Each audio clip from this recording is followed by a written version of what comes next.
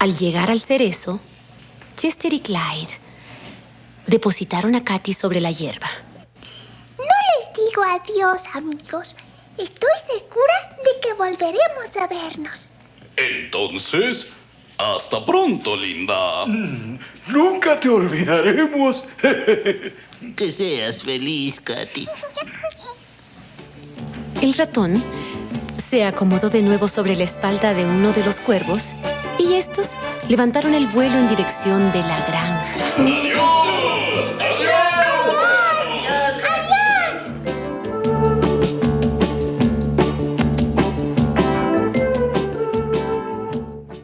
La oruguita lo siguió con la mirada, hasta que escuchó una voz que le decía: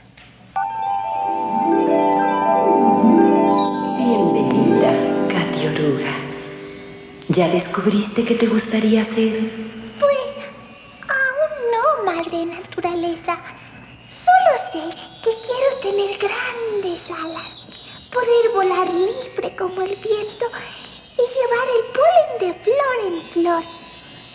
¿No será mucho pedir? No, Katy. Te concederé lo que anhelas y te convertirás en una flor que vuela. Pero tendrás que hacerlo por ti misma. ¿Yo? Pero, ¿cómo puedo lograrlo? Únicamente dejando de ser oruga pequeña.